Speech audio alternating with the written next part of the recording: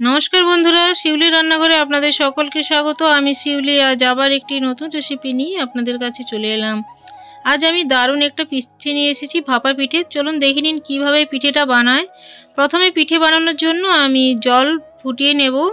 খুব ভালোভাবে জলটা ফুটিয়ে নিতে হবে। তারপর আমি একটা পাত্রের মধ্যে 2 বাটি চালের গুঁড়ো নিয়েছি, তার মধ্যে স্বাদ মতো লবণটা দিয়ে নিলাম।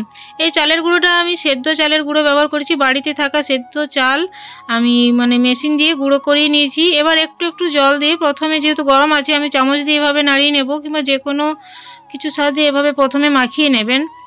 প্রথমে হাত দিলে খুব গরম লাগবে, তাই এভাবে প্রথমটা একটু মাখিয়ে নেবেন। তো একটু একটু জল দিয়ে আমি মাখিয়ে নিচ্ছি, কারণ খুব বেশি জল দিয়ে প্রথমে যদি মাখাতে যান তাহলে ডোটা পারফেক্ট হবে না। তো এইরকম যখন দেখবেন ঝুড়ো ঝুড়ো হয়েছে, তখন এবার হাত দিয়ে মাখতে হবে। এবার দেখুন, একবার মিশিয়ে নিয়ে এবার হাত দিয়ে আমি ভালোভাবে একটা ডো বানিয়ে নেব। তো খুব সহজে ডোটা বানানো যায়, কোনো অসুবিধা হয় না। তো আমি খুব ভালো করে ডোটা বানিয়ে নেব। আর এটা বানাতে খুবই সহজ, আর একবার যদি আপনারা দেখেন অবশ্যই বানাতে পারবেন, তবে ভিডিওটা স্কিপ না করে পুরোটাই দেখবেন। আমি এই ডোটা ভিজে কাপড় দিয়ে কিছুক্ষণ রেখে দিয়েছিলাম, সুতির কাপড় দিয়ে। এবার 2 টুকরো করে নেব, আমি 2 ভাগ করে নেব ওই ডোটা থেকে। এবার 1 ভাগে আমি সামান্য হলুদ গুঁড়ো দিয়ে নেব, এটা খুব সুন্দর একটা কালার আসবে। তারপর খুব ভালো করে মিশিয়ে নিতে হবে, হলুদ গুঁড়োটা যেন খুব ভালোভাবে ডোয়ের সাথে মিশে যায়। দেখুন খুব সুন্দর একটা কালার এসেছে। এবার এটার থেকে ছোট ছোট লেচি করে নেব পিঠে বানানোর জন্য।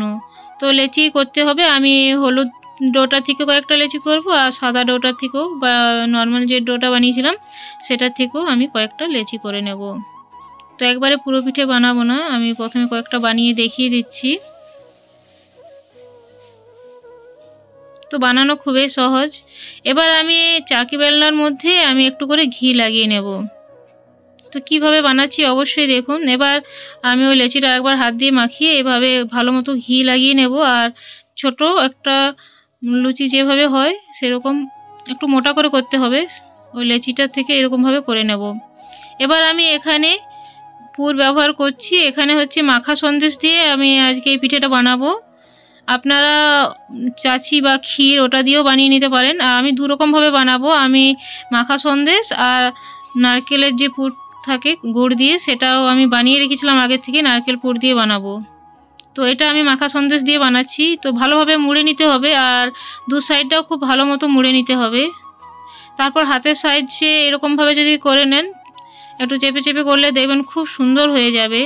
আর এরকম লম্বাভাবে পিঠেটা করে নিতে হবে। এখানে আপনারা থাকলে চিমটি দিয়েও এই পিঠের ডিজাইন আঁকতে পারেন, কিন্তু আমি এখানে কাঁটা চামচের পেছন দিক সাইড থেকে এরকমভাবে করে নিচ্ছি। দেখুন এরকমভাবে করলে খুব সুন্দর একটা ডিজাইন আসে। আর যেহেতু সবার বাড়িতে থাকে না, কিন্তু চামচ সবার বাড়িতেই থাকবে, তো আপনারা বানিয়ে নিতে পারবেন। তার জন্য আমি এইভাবে দেখিয়ে দিচ্ছি যে কত সহজে একটা সুন্দর ডিজাইন আসছে, আর পিঠেটা দেখতে সুন্দর লাগছে। এটা দেখেই খেতে ইচ্ছে করবে।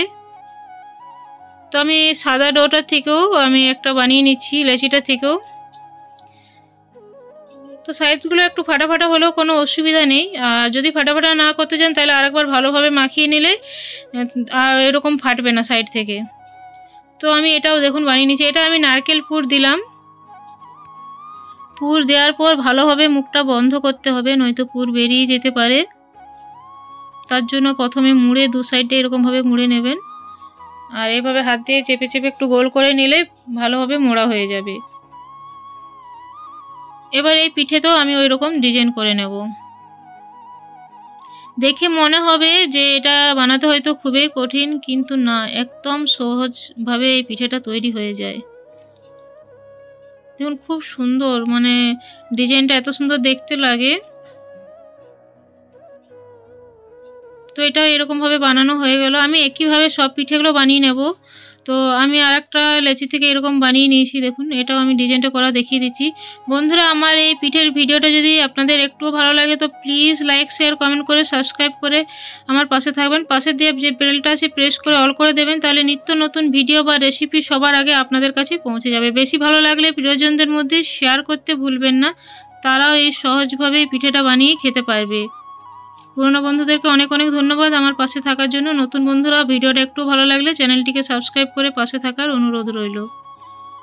দেখুন কত তাড়াতাড়ির মধ্যে পিঠেটা তৈরি হয়ে যাচ্ছে, আর আমি একই রকমভাবে সব পিঠেগুলো বানিয়ে নেব। পিঠেগুলো আমি বানিয়ে নিয়েছি, দেখতে দুর্দান্ত হয়েছে আর খেতেও খুব সুন্দর হয়েছিল। এবার রাইস কুকারে আমি জল আগে গরম হতে দিয়েছিলাম, আর উপরের যে ছিদ্রযুক্ত পাত্র থাকে সেখানে আমি ঘি মাখিয়ে নিয়েছি ভালো মতো। তারপর পিঠেগুলো দিয়ে নেব। আর পিঠেগুলো দেওয়ার পর ভাবতে বেশি সময় লাগে না, মোটামুটি 12 থেকে 15 মিনিট হয়তো সময় লাগবে। মোটামুটি 12-13 মিনিটের মধ্যে পিঠেটা তৈরি হয়ে যায়, খুব বেশি টাইম লাগবে না। তো আমি এই পিঠেগুলো সব দিয়ে ঢাকনাটা ঢেকে রেখে দিলাম। আর তারপর ফিরে আসছি। এখানে আমি 12 মিনিট পর ফিরে এলাম, অফ করে দিয়েছি। আর এবার একটু ঠান্ডা হওয়ার পর আমি পিঠেগুলো সব নিয়ে নেব, এটার থেকে অন্য পাত্রে তুলে নেব। আমি এই পিঠেগুলো খেজুর গুড়ের সাথে পরিবেশন করেছি বা নলেন গুড়ের সাথে। আপনারা আপনাদের পছন্দ মতো যে কোনো কিছুর সাথে পরিবেশন করতে পারেন, এমনিতেও খেতে পারেন। দেখুন কি দুর্দান্ত হয়েছে, মানে পিঠেটা পুর একটুও বেরিয়ে যায়নি, আর দেখতেও খুব সুন্দর লাগছে। আজ তাহলে আসছি বন্ধুরা, পরে একটি নতুন ভিডিও বা রেসিপি নিয়ে আপনাদের সাথে আবার দেখা হবে। ধন্যবাদ ধৈর্য ধরে আমার এই ভিডিওটা দেখার জন্য। Thanks for watching.